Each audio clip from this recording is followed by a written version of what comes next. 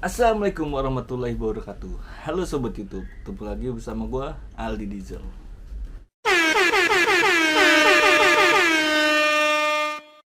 Oke bro, kali ini segmen ini agak berbeda dari video-video sebelumnya ya. Yang biasa gue gitaran, segmennya segmen baca. Gue bakal bikin segmen yang seperti ini terus gitu loh. Tapi kisahnya macam-macam. Nah kali ini yang gue baca adalah dari majalah Intisari. Ini majalah Intisari yang keluaran tahun berapa? Tahun 2010. Dimana YouTube belum terlalu tenar banget kayak sekarang. Oke. Jadi di setiap majalah Intisari ini ada satu segmen gitu, ada satu halaman atau berapa halaman loh, itu yang menceritakan tentang kayak kasus-kasus masa lalu gitu sob. Yang kasus yang udah lama terjadi atau yang mungkin belum lama banget terjadi. Nah itu pun ceritanya tuh kasus-kasusnya itu menarik banget. Jadi gue pengen ngebacain cerita-cerita tentang itu ya. Jadi kasus yang gue bacain kali ini, cerita kali ini berjudul Mengaku Tanpa Sadar.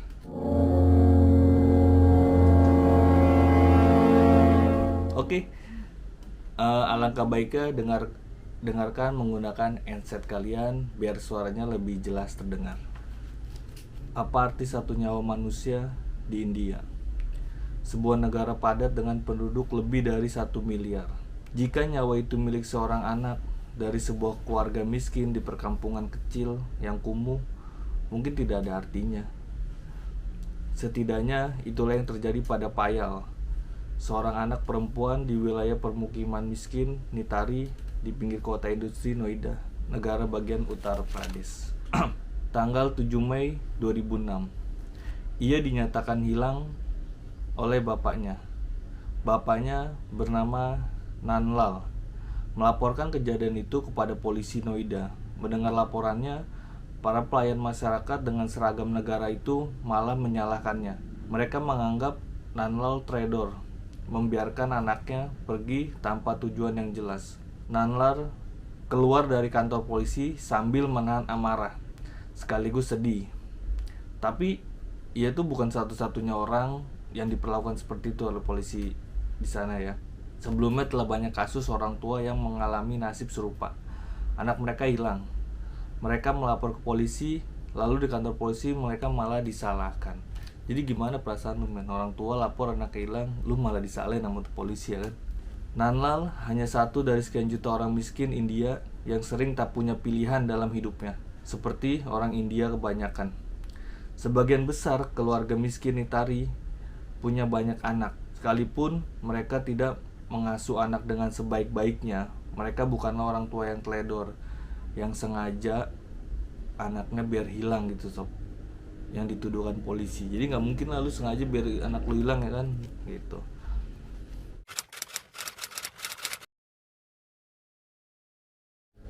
Sejak 2 tahun sebelumnya, jadi ini kasus sebenarnya 2 tahun sebelumnya itu wilayah Nitari Noida seperti menjadi tempat berkeliarannya para monster yang gemar menculik anak-anak.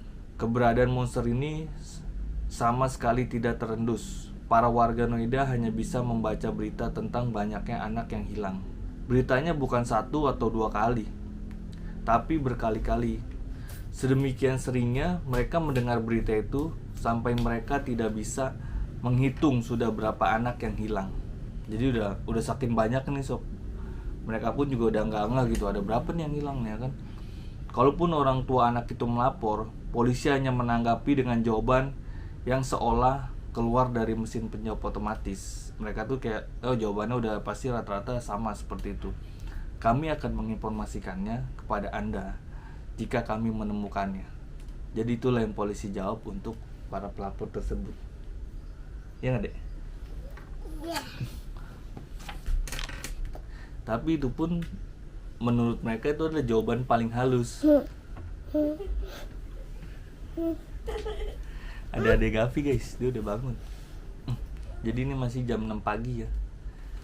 Biasanya nih ya, polisi kalau lagi kesel, mereka malah akan menjawab lebih ketus. Makanya jangan punya anak terlalu banyak kalau tidak bisa mengurusnya. Sadis nggak? Kepadatan penduduk di wilayah itu sering dijadikan kambing hitam dari berbagai persoalan India. Ini adalah negara dengan penduduk terpadat kedua di dunia setelah Cina. Sementara Uttar Pradesh sendiri, tempat Noida berada, adalah negara bagian dengan penduduk terpadat di India, mencapai sekitar 190 juta jiwa. Sadis nggak? Jika Uttar Pradesh dianggap sebagai sebuah negara yang berdiri sendiri, maka ia adalah negara dengan penduduk terpadat kelima di dunia di bawah Amerika Serikat dan negara kita. Jadi negara kita ini keberapa ya? Keempat apa? Keempat kalau nggak salah. Iya, jadi dia itu di bawah kita nih. Kalau dia mendirikan negara sendiri, sadis nggak tuh? Saking banyaknya populasi di sana. Selama 2 tahun laporan tentang anak hilang muncul silih berganti di Noida. Polisi seperti tidak menghiraukan, hingga akhirnya pada bulan Desember 2006, 2 orang warga Nitari menemukan sesuatu yang menghebohkan saat mereka menggali saluran air di dekat sebuah penampungan air milik umum. Mereka menemukan tulang belulang. Jadi mereka ini nemuin tulang guys, lagi membetulkan saluran air yang mampet gitulah. Dari ukurannya yang kecil-kecil kelihatan jelas itulah berasal dari mayat anak-anak. Karena memang ya postur anak-anak kan kecil, jadi tulangnya pun kelihatan ya kan, beda lah. Lokasi itu bukan kuburan. Mayat anak-anak itu tampaknya memang sengaja dikubur di situ untuk menghilangkan jejak. Mereka mencoba merekonstruksi tulang-tulang itu dan memperkirakan mayat yang dikubur di situ berjumlah 8 orang. Semuanya anak-anak. Begitu mendapatkan temuan penting itu, mereka segera melaporkan ke polisi. Ya sekalipun mereka jengkel ya kan oleh kelakuan polisinya sendiri, mereka tetap melaporkan ke sana karena memang polisi itulah satu-satunya instansi yang mereka bisa harapkan lah. Penemuan tulang-tulang itu kontan menimbulkan kehebohan luar biasa di Nitari. Semua orang menyusun dugaan pasti monster itu tinggal tak jauh dari Nitari. Para orang tua yang pernah kehilangan anaknya segera ke kantor polisi sambil membawa foto anak mereka. Mungkin di antara tulang belulang itu milik anak mereka. Jadi polisi ini bilang mencari identitas tulang ini nggak gampang gitu. Ya memang nggak gampang sih. Harus dilakukan yang namanya tes DNA. Kebanyakan warga Nitari yang tak begitu paham dengan urusan forensik menganggap jawaban itu sebagai upaya polisi mengalihkan tanggung jawabnya. Warga yang sudah kehilangan harapan di kantor polisi akhirnya sepakat melaporkan perkara itu ke Resident Welfare Association atau RWA, sebuah lembaga non-pemerintahan yang mereka anggap bisa menyampaikan aspirasi mereka. Presiden RWA SC Misra memberi jawaban yang lebih memberi mereka harapan. RWA akan membawa masalah ini ke tingkat kepolisian yang lebih tinggi di atas kepolisian Noida.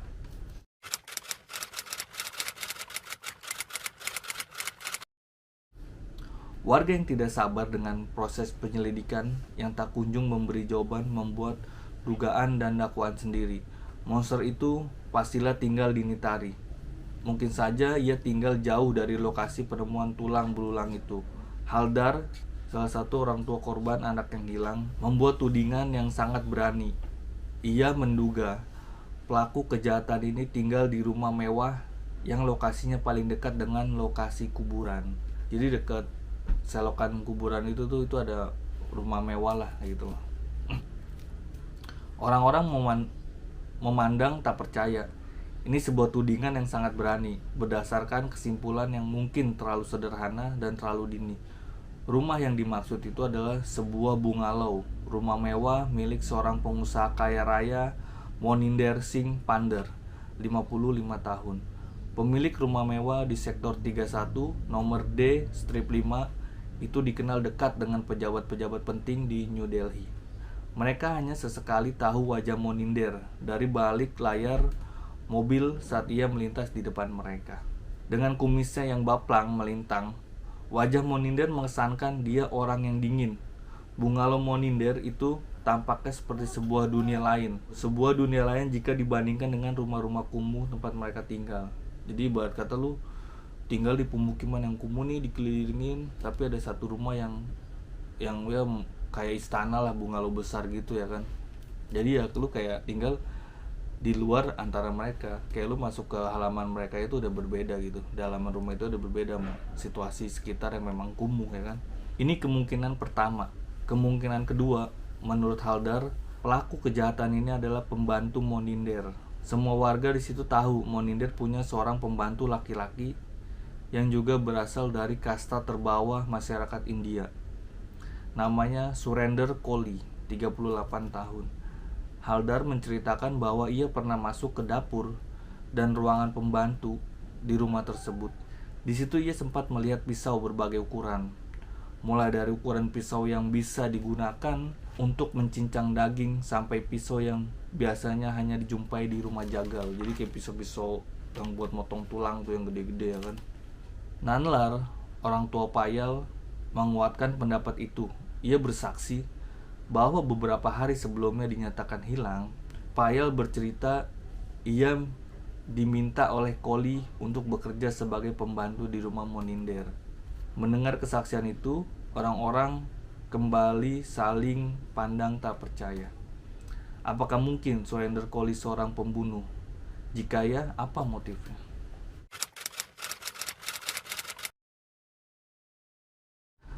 Setelah RWA membawa perkara ini ke kepolisian negara bagian Uttar Pradesh, baru kepolisian Noida memberikan perhatian. Mereka mengirim tim untuk menggali lokasi di dekat tempat tulang-tulang ditemukan tersebut. Hasilnya sungguh mencengangkan. Para penggali itu kembali menemukan tengkorak, tulang tangan, tulang kaki, dan tulang anggota badan lainnya secara terpisah di lokasi penggalian tersebut. Semua tulang ini adalah tulang anak-anak. Yang aneh, tulang bagian dada hanya sedikit ditemukan, walaupun tulang kaki, tangan, dan tengkorak lumayan banyak. Penemuan tulang-tulang ini membuat warga Nitari merinding dong ya kan. Yang melakukan kejahatan ini pastilah benar-benar seorang monster yang beberapa hari setelah itu pihak kepolisian yang kini tak bisa menghindari tekanan dari masyarakat luas ya kan. Ya karena banyak kasus men, korban-korban tuh banyak, akhirnya makin keangkat lah beritanya. Akhirnya kepolisian pun melakukan tes DNA untuk mengidentifikasi pemilik tulang. Tes DNA dilakukan di 2 laboratorium modern di Hyderabad dan Agra. Sampelnya berasal dari tulang-tulang itu dan cuplikan jaringan yang diambil dari keluarga para pelapor. Hasil tes DNA itu membuktikan tulang-tulang itu memang berasal dari anak-anak yang dilaporkan hilang dalam 2 tahun terakhir. Gile. Hasil tes DNA ini sepertinya menampar wajah kepolisian. Warga Noida seolah mendapat pembenaran bahwa kepolisian Noida selama ini hanya punya andil melindungi penjahat itu. Jadi dianggap ya polisi itu melindungi gitu loh. Kayak nggak, udahlah laporannya kayak angin lalu aja. Bagaimana mungkin korban kejahatan begitu banyak dan polisi membiarkannya terjadi, padahal mereka jelas-jelas mendapatkan laporan dari para orang tua yang kehilangan anaknya. Hingga hasil tes DNA keluar, polisi masih belum punya petunjuk awal yang mengarah ke pelaku kejahatan. Para orang tua yang pernah kehilangan anaknya kini diminta keterangan. Dari Nanlal, orang tua Payal, polisi memperoleh informasi tentang ponsel yang terakhir dibawa Payal saat dinyatakan hilang. Jadi si Payal ini sebelum hilang dia sempat membawa ponsel ya sob. Di India, polisi sering berhasil menangkap pelaku kejahatan dengan bantuan teknologi komunikasi yang cukup manjur. India hanya punya kelebihan dalam hal itu. Negara ini punya sistem pencatatan yang baik tentang identitas ponsel dan kartu telepon yang aktif di negara itu. Banyak pelaku kejahatan tidak menyadari ampuhnya catatan itu untuk melacak kejahatan mereka. Kali ini pun polisi berharap bisa melacak penculik Payal dari ponsel yang digunakan oleh korban. Dengan bekal data First Information Report atau berita acara pemeriksaan versi India, tim investigasi menemukan bahwa nomor kartu telepon Payal sudah tidak aktif. tapi ponsel yang biasa pakai ternyata masih aktif. Jadi nomornya udah diganti ponselnya, tapi dia bisa hebat kelacak ya ponselnya pun. Polisi tak kesulitan melacak pemakai ponsel itu. Ternyata ia seorang pengemudi bajai. Jadi ponsel ini udah dibeli oleh pengemudi bajai. Ketika diminta keterangan, sopir bajai itu kebingungan. Ia mengaku membeli ponsel dari seorang penumpangnya. Jadi dari seorang penumpangnya, polisi seperti menemukan jalan buntu. Mereka tidak bisa melacak identitas penumpang bajai. Iyalah men, ya kan? Agak sulit tuh. Di sini polisi agak buntu dia.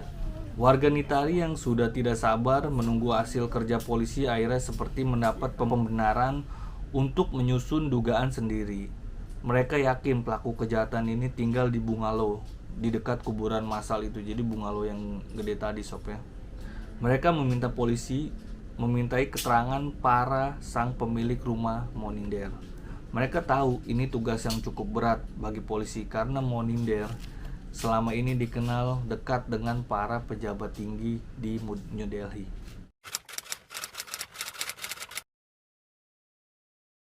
Tanggal 27 Desember, akhirnya polisi tak punya pilihan kecuali memanggil Moninder untuk dimintai keterangan. Proses ini berlangsung tertutup. Jadi ya seperti halnya di sini lah ya. Warga Nitari hanya tahu esok paginya polisi membuat keterangan Moninder tidak terkait dengan kejahatan ini. Polisi kemudian meminta keterangan dari Koli. Koli ini pembantunya si Moninder. Esok paginya polisi kembali membuat keterangan bahwa Koli juga tidak terlibat kejahatan ini. Tapi warga Nitari yang sudah kehilangan rasa percaya kepada kepolisian tersebut malah menjadi murka. Mereka lebih percaya pada keterangan kawan mereka bahwa salah satu dari dua di bungalow itu pasti terlibat dalam kejahatan ini. Jadi di antara Moninder atau si Koli. Beramai-ramai mereka mendatangi bungalow Moninder. Lalu dengan penuh amarah mereka melempari bungalow itu dengan batu. Kerusuhan pun tak bisa diredam oleh polisi. Karena tekanan publik yang begitu hebat ditambah kerusuhan yang sudah tidak terkendali, pihak pemerintah negara bagian akhirnya minta bantuan Central Bureau of Investigation CBI, ya semacam FBI gitulah sob ya. Dengan gerak cepat, polisi dan CBI kemudian meminta keterangan lagi dari Koli. Interogasi kali ini berhasil menyingkap fakta kecil. Keterangan Koli ternyata berbelit-belit. Dengan pernyataan-pernyataan yang satu sama lain bertentangan, ini mengindikasikan bahwa dia menyembunyikan sesuatu. Polisi menduga Koli mungkin mengetahui informasi terkait kejahatan ini. Pada saat yang sama, hasil tes DNA menemukan bukti lain yang menguatkan dugaan warga. Sampel bercak noda yang ditemukan polisi di tembok kamar Koli menunjukkan bahwa noda itu berasal dari salah satu korban anak. Kini polisi sudah menemukan titik terangnya sob. Tapi masih belum bisa mengungkap pelaku kejahatan ini, majikan atau pembantunya. Jadi polisi itu belum bisa pasti nih, ini pelakunya ini si Moninder, si pemilik bungalow, atau memang si pembantunya si Koli ini. Polisi kemudian melakukan pemeriksaan kejiwaan menyeluruh atas Koli. Setelah itu mereka memutuskan untuk melakukan interogasi dengan metode yang dikonvensional, narkoanalisis. Dalam metode konvensional, saksi diinterogasi dalam keadaan sadar, ya kan? Kalau yang biasa kan saksinya sadar nih. Tapi kalau metode narkoanalisis ini, saksi diinterogasi di bawah pengaruh obat sedatif khusus yang akan membuatnya kehilangan kontrol, berkata bohong secara sadar. Metode ini sebetulnya masih kontroversial karena dianggap melanggar hak asasi manusia. Juga karena tidak ada satupun obat yang bisa membuat manusia berkata jujur. Ya bener lah. Obat sedatif khusus ini hanya membuat orang kehilangan kesadaran. Jadi ya orang setengah sadar gitu sob ya. Jadi akhirnya jawabnya mereka tuh nggak pakai akal pikirannya mereka. Dalam keadaan setengah sadar, seorang tidak lagi menyembunyikan sesuatu yang selama ini dipendam. Pikiran-pikiran alam bawah sadarnya pun bisa keluar, sekalipun sulit dibedakan dengan halusinasi. Dalam keadaan setengah sadar, orang yang disuntik obat ini akan bicara apa saja seperti meracau. Tidak bisa dibedakan antara ucapan fantasi dan faktual. Masalahnya, tidak ada satupun polisi yang punya kemampuan membedakan ucapan faktual atau fantasi tersebut. Keterangan seseorang dalam keadaan tidak sadar tidak juga bisa dijadikan sebagai dasar hukum untuk memutuskan dia itu bersalah. Tapi polisi sengaja menggunakan metode ini sebagai pemeriksaan penunjang karena mereka sudah menemukan bukti bahwa kejahatan ini dilakukan di rumah Moninder, terutama di kamar si Koli tersebut.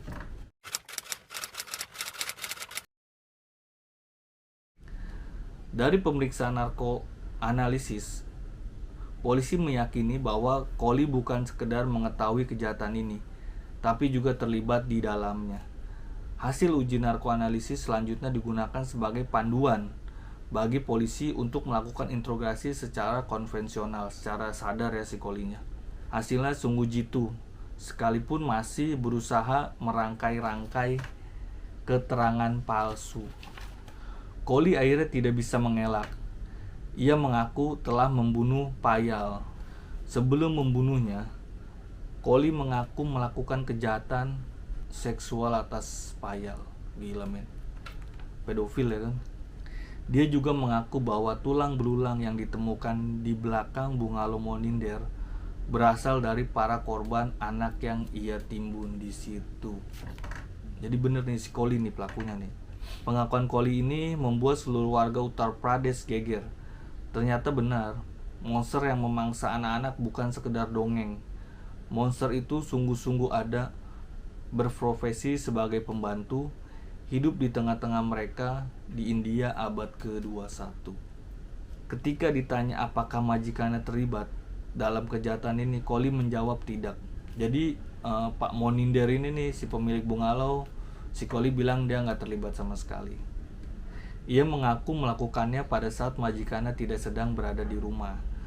Berbekal pengakuan Koli, polisi yang kini tak punya pilihan lain kecuali mengikuti tuntutan masyarakat, kemudian melakukan panggilan lanjutan di lokasi dekat penemuan tulang sebelumnya. Lagi-lagi mereka menemukan tulang belulang anak. Jadi polisi ini melanjutkan penggalian di sekitar situ lah sob ya.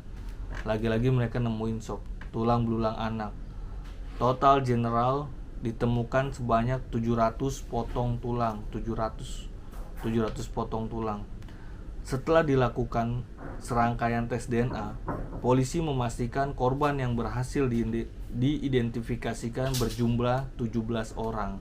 Jadi dari 700 tulang itu, polisi memastikan ini total adalah, jika digabung-gabungin adalah 17 orang. Semuanya anak-anak, 10 diantaranya perempuan, dan 7 lainnya laki-laki. Beberapa potong tulang tidak teridentifikasi.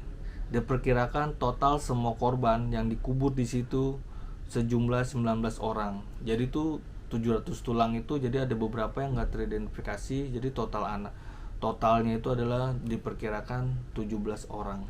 Masih di sekitar lokasi itu, polisi juga menemukan beberapa kantong plastik berisi jeroan manusia. Gila, sadis men, masih ada jeroannya ya kan di dalam kantong-kantong plastik yang sudah busuk. Jadi udah lumayan lama lah. Jadi dari kasus 2 tahun itu ya, mungkin yang busuk ini adalah korban yang baru-baru lah ya kan. Pemeriksaan laboratorium menunjukkan bahwa tulang-tulang itu terkubur di sana tidak lebih dari 2 tahun. Periode ini sama persis dengan mulai terjadinya kasus anak-anak hilang. Penggalian kuburan massal itu juga menguak sebuah kejanggalan lain. Sudah lebih dari 2 tahun, saluran air di dekat bungalow Moninder tidak diperbaiki. Padahal perbaikan harusnya dilakukan minimal setahun sekali. Jadi kayak emang selama 2 tahun nih saluran tuh nggak diperbaiki men. Ya, jadi kayak emang udah ada sesuatu lah, kong kali kong ya kan. Dokter forensik dari rumah sakit Noida memeriksa tulang-tulang itu, memberi kesaksian yang membuat bulu kuduk warga berdiri. Katanya, pelaku mutilasi ini pastilah seorang yang terlatih memotong organ tubuh manusia. Boys, sadis ya. Buktinya, tulang-tulang itu dipotong-potong tepat di pertemuan antara tulang.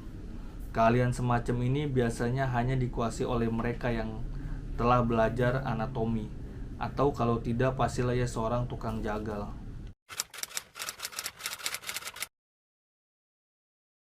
Setelah pengakuan Koli, polisi memanggil Moninder untuk kembali dimintai keterangan. Sebagai pemilik rumah, logikanya dia pasti tahu lah kejahatan itu karena Koli melakukannya di rumah tersebut ya kan. Pemeriksaan lanjutan ini menghasilkan bukti baru bahwa Moninder memang ikut terlibat dalam kejahatan ini. Jadi Moninder ini sebenarnya terlibat ya, ini baru ketahuan nih. Namun polisi masih belum menemukan jawaban tegas tentang motif yang membuat Koli melakukan kejahatan ini. Mereka yakin Koli seorang pedofil. Tapi jika hanya urusan pedofilia, mengapa Koli sampai membunuh dan memutilasi korbannya? Pemeriksaan kejiwaan menemukan bukti tegas bahwa Koli adalah seorang psikopat. Repot kalau urusan nama psikopat udah. Pemeriksaan itu juga menemukan bukti lain. Koli ternyata seorang penderita nekrofil. Pedofil, psikopat, nekrofil. Komplit dah. Jadi penderita nekrofil ini ialah ia senang melakukan hubungan seksual dengan anak-anak saat korban itu sudah tidak punya nyawa. Jadi lu melakukan hubungan badan dengan orang yang udah gak bernyawa sob. Dan itu yang korban itu ada anak-anak. Udah pedofilia, terus berhubungan dengan mayat. Jadi nggak salah ya kan ketika warga Nitari menyebut bahwa si Koli ini adalah monster pemangsa anak-anak. Warga Nitari yang terbiasa berpikir sederhana, mereka menduga Koli seorang yang kanibal, senang makan daging dan jeroan tubuh manusia. Mereka mengaitkan itu dengan fakta ditemukannya plastik berisi jeroan manusia dan fakta lain bahwa tulang-tulang bagian dada dan perut ditemukan dalam keadaan tidak lengkap. Jadi kayak iga gitulah. Wih gila, penikmat iga ya kan. Iga sapi enak. Pemeriksaan lanjutan membawa dugaan baru. Koli dan Moninder terlibat dalam perdagangan organ tubuh manusia. Dugaan perdagangan organ ini makin kuat karena beberapa wilayah di Uttar Pradesh pernah diduga menjadi sarang perdagangan organ tubuh manusia. Fakta ini mudah dipahami karena Uttar Pradesh adalah negara bagian dengan penduduk terpadat. Kejahatan yang terkait dengan perdagangan organ tubuh manusia bisa dengan mudah muncul di sini ya kan, karena emang saking padatnya men. Jadi tuh ya manusia tuh kayak udah nggak ada harganya lah bagi orang-orang kaya ya gitu loh. Tapi bagi keluarganya mah ya jelas men, kehilangan banget loh. Apalagi sebagian warga Nitari adalah orang-orang miskin, punya banyak anak yang kurang diperhatikan. Jadi ini kurang diperhatikan ya, bukannya mereka nggak peduli gitu loh, karena memang saking banyak anaknya, jadi mereka merhatiinnya tuh kebagi-bagi. Bang, sebentar lagi kelar ceritanya. Diam. Sebentar lagi selesai. Berapa tahun sebelumnya, seorang dokter di Noida pernah ditangkap polisi karena diduga terlibat perdagangan organ tubuh manusia. Mungkin sebuah kebetulan, mungkin juga tidak. Rumah dokter itu tak jauh dari bungalow. Jadi rumah dokter itu nggak jauh dari bungalownya si Moninder. Dokter itu memang kemudian dibebaskan karena polisi tidak mempunyai bukti yang cukup kuat untuk menahannya. Tapi warga Nitari yang terbiasa berpikir sederhana, ya masyarakat awam lah ya kan, kayak kita orang lah, main duga praduga ya kan, segera mengaitkan cerita tentang dokter itu dengan kejahatannya si Koli. Setelah kejahatan ini terbongkar, polisi memeriksa orang-orang yang diduga punya kaitannya dengan Koli. Di bawah tekanan publik yang makin menguat, pemerintah Uttar Pradesh akhirnya melakukan pemeriksaan terhadap para polisi Noida. Jadi ini polisinya nih diperiksa akhirnya tuh ya kan. Hasilnya kembali membuat jumlah terdakwa bertambah. Nah, jadi dari pihak polisi ini ternyata ada pelakunya juga yang ikut andil lah. Dua orang polisi ditahan karena didakwa melindungi pelaku kejahatan ini. Mereka memang tidak ikut melakukannya, tapi mereka didakwa melindungi Koli dan Moninder. Jadi ini dakwaannya adalah melindungi, ya maklum lah, polisi-polisi India kan terkenal lah mirip-mirip ya polisi korup gitu. 6 orang polisi Noida yang lain diberhentikan dengan tidak hormat karena dianggap mengabaikan tugas dan tidak menindaklanjuti laporan tersebut, ya kan. Kelalaian mereka dianggap menjadi penyebab kasus kejahatan ini hampir 2 tahun tak terjamah pengadilan. Jadi ya 2 tahun tersebut tuh selama pelaku tersebut, dan memang ada polisi-polisi yang korupnya yang udah ya disogok lah pasti, makanya mereka kayak melindungi, ya kan. Terus ada kayak polisi-polisi yang akhirnya kayak oh ya udahlah gitu, kayak meremehkan kasusnya gitu. Banyaknya polisi yang terlibat kejahatan ini membuat mata warga Noida dan India pada umumnya bahwa polisi tak selalu berada di garda depan mencegah kejahatan. Tidak seperti polisi-polisi pahlawan yang digambarkan di film-film Bollywood, polisi kadang justru berada di garda depan melindungi penjahat. Tapi sebenarnya kayak di filmnya juga, jadi kayak kalau ngeliat ini ya, jadi kayak nggak beda jauh gitu. Karena di filmnya juga kayak lu sering nonton lah film-film India di mana polisi justru yang melindungi, ya mirip-mirip lah.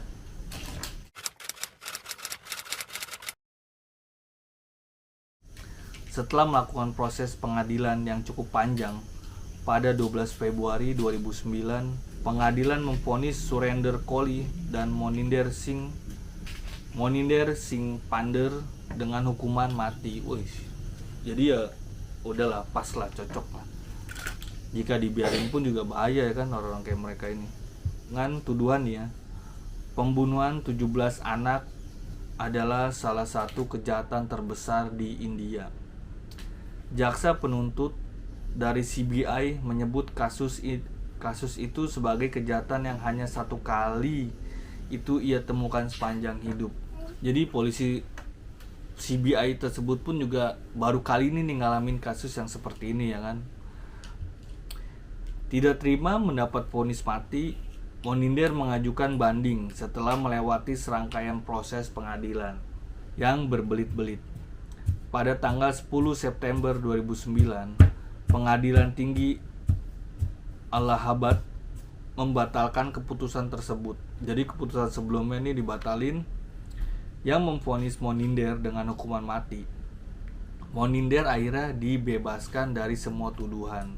Maklum men, orang-orang kaya gitu ya kan, dibebasin dari semua tuduhan. Ia dianggap tidak terlibat kejahatan ini. Sementara pembantunya nih si Kohli tersebut tetap divonis hukuman mati. Jadi Moninder bebas, ya si Kohli tetap, ya karena si Kohli emang ya orang miskin lah, ya kan, pembantu udah lu korbannya kan, enggak, ya memang harus sebenarnya.